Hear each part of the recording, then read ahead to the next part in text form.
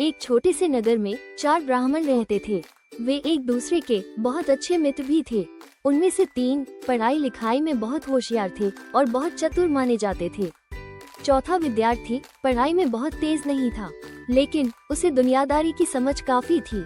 एक दिन एक ब्राह्मण बोला, अगर हम लोग राजाओं के दरबारों में जाएं तो अपनी बुद्धि के बल पर बहुत नाम और दाम कमा सकते हैं। सारे ब्राह्मण तुरंत मान गए। पहला ब्राह्मण जोश में आकर बोला, हमें अपने ज्ञान की परीक्षा करनी चाहिए।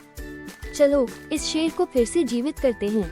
मैं इसके कंकाल को सही तरह से व्यवस्थित कर सकता हूँ। मैं कंकाल में मांस और खून भर सकता हूँ। दूसरे ब्राह्मण ने भी शेखी बघारी। उसने कहा, मैं फिर इसके शरीर में जान डाल सकता हूँ। ये फिर से जीवित जानवर बन जाएगा। तीसरा ब्राह्मण बोल पड़ा। चौथे ब्राह्मण ने कुछ नहीं कहा और तीनों की बातें सुनता रहा। इसके बाद उसने अपना सिर हिलाया और बोला, ठीक है, तुम लोगों को जो अच्छा लगे वैसा करो, लेकिन पहले मुझे किसी पेड़ पर चढ़ जाने दो। तुम लोग बहुत होशियार हो, मुझे तुम लोगों के ज्ञान और बुद्धि पूरा भरोसा है।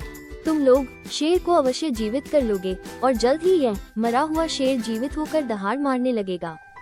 हालांकि मुझे यह विश्वास नहीं है कि तुम लोग इस शेर का स्वभाव भी बदल पाओगे। शेर कभी घास नहीं खा सकता, जैसे मेमना कभी मांस नहीं खा सकता।